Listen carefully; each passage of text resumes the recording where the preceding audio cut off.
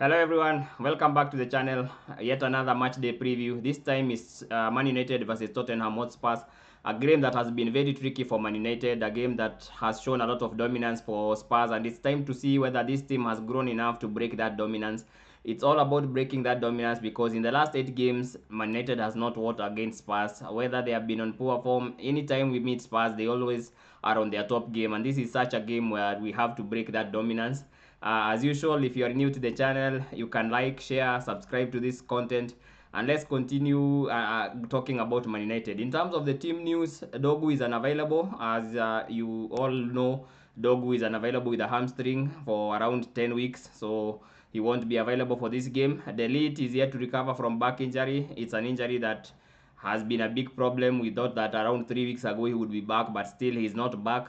Has not been seen in training, and if he's not training, then he can't be available for this game. Mason Mount got an injury before the game against Fulham. He didn't play that game, and I haven't seen him in training. There have been circulation of training videos going around Man United at Carrington, and he's not in any of those videos. So he's likely to be out for this game too. And we have just closed the transfer deadline was the other day, and the transfer window, January transfer window, was closed without Man United making a single signing. So it's a very tricky thing that we have gone into this second half of the season without a signing, especially in midfield. We are very light in midfield, one injury away from a crisis. So we can only hope that there's going to be no injury from now until the end of the season, because we need everyone available to qualify for those European spots. This is the table as it is. Man United are in 4th while Spurs are in 14th. The difference is that Man United has 41 points, Tottenham has 29. So there's 12 difference between 4th and 14th, which shows you that the Premier League is very close this season. Every team can beat the other one, and you can always don't underestimate any team, because the teams are just very close by. You lose 2 games and you might find yourself going down 8 positions. So this is a tough match, and one of the match that shows whether this group has grown, because in the last 8 games against Spurs, we haven't won a single game. And these are the games you need to win if you are going to compete for the Champions League positions. Spurs are not in a good form.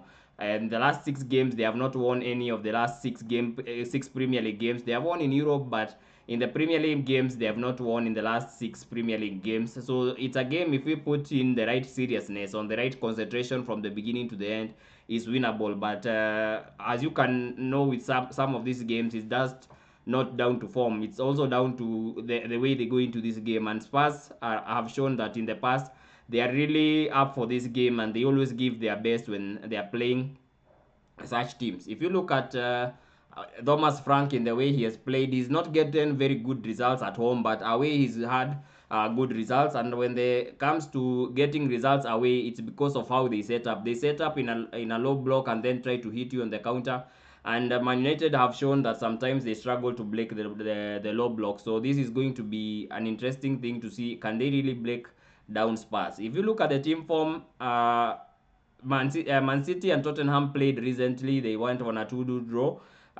Before that, Tottenham played in the Champions League against Eintracht Frankfurt. The game they won 2-0. They also drew against Burnley and beat the Borussia Dortmund in the Champions League. So they have been doing very well in the Champions League. But it comes to the Premier League, they lost to West Ham. They drew with Burnley and they drew with Man City. Man City is a good team, so you tell that having rested this week and not having played in Europe, they might be in good shape.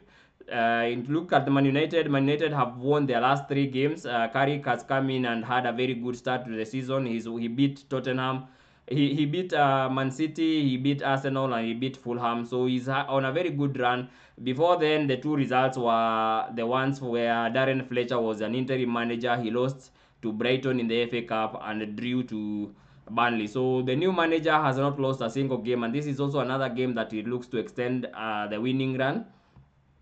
In terms of the head-to-head, as you can see, Man United have been very poor. In fact, if you look at these games, the last time we played Tottenham Hotspur, we did it at Matthias de Ligt last-minute goal to draw 2-2. A game that we started very well. We started by scoring fast, but in a space of 7 minutes, we let Spurs back into the game. They scored 2 goals.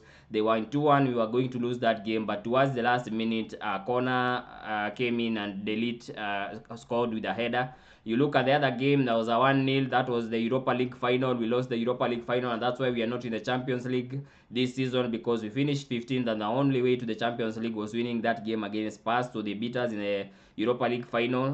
From there onwards, we lost 1-0 to them in the Premier League. In the FL Cup, we lost 4-3. We also lost against them in the Premier League 2-0, and another game in the Premier League that went draw 2-2. So if you look at these games, there's not a single game that Man United have won in these 6 games. You'd have to go to up to, I think, October 19th, 2022, when the last time we beat Spurs. That one we beat Spurs 2-0.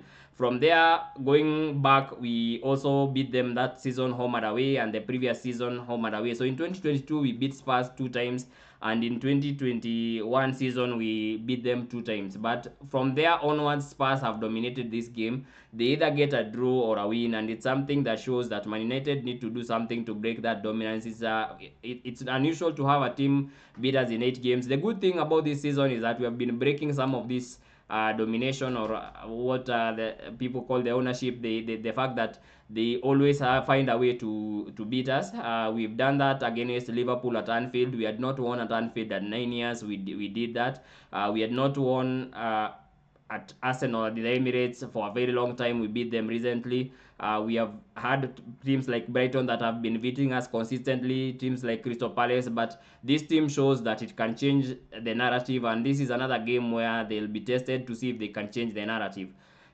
In terms of the predicted lineup, this is what I think would start this game. Michael Carrick has shown that he's not making that many changes to the lineup. He's sticking to the same lineup for consistency.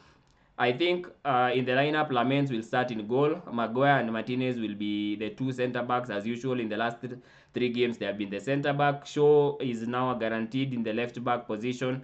Casemiro and Maino in the midfield position. And then I think the only point of contention will be the right back. Dalot has started the last 3 games that Michael Carrick has been in charge, but I think it's time we tried out Mazraoui, because Mazraoui is a better player than Dalot, and Dalot is always prone to a mistake. So we can't just risk until the time he makes a mistake for that change to happen. And if you look at the last game, Mazraoui was the one who hit the ball that Bruno Fernandes damaged Basi before putting in a cross for Sesko. And in most cases, you look at Dalot, he tends to ignore some of those passes. And that pass, in as much as Bruno Fernandes put in the cross, it was a very weighted ball. Mazraoui saw immediately that he could make a pass to Bruno, and then Bruno made the most of that pass to create a chance that Sesko scored. So you need the Mazraoui because he has that kind of intelligence to put in the line breaking passes, and those kind of passes can be very crucial in this game where Spurs have dominated us for a long time. Ahmad should start in the right wing, Cunha in the left wing, Bruno Fernandes as the 10th, and Mbeumo as the striker. If you can have this lineup, I think it's good enough to get a result against Spurs. Spurs, who have been a very big problem for Man United, as you can see. Time and again, they have found a way to win or either draw a game, even on their worst form, because these are some of the years that they have had a terrible form. In the last year, they finished, I think, 17th. They still found a way to beat us in 3 of the games and draw 1. So if you look at it that way, you realize it's not a usual game. They might not be on their form, but they can have something to derail our season. So it's a game that will need a lot of concentration, and if you can put in the levels that you have been putting in against teams like Arsenal, Man City, and now Fulham, I think this is a very winnable game. Those 3 teams will be in better form than Tottenham, and it's going to be a very big test for Michael Carrick if he can beat his former team. This is a team that was his former team. Luckily, or going into this game, they don't have that many players available. Romero, their captain, was complaining the other day that the club has only left them with 11 players, 11 senior players that are available for this game, and they're suffering because of it. They have 8 first-team players out, including Madison, Kulusevski, Kudus, and Van de Ven, who got injured the other day. I'm not sure if he'll be available for this game. So they are not in a very good shape in terms of their team. Their team has a lot of injuries, and if you can put the light form of aggressiveness towards the second half when they make the substitutions, we might be in a very good position to win this game. So hopefully we can continue with the winning run and get 4 wins on the bounce, which is important in the fight for Europe. See you in the next one.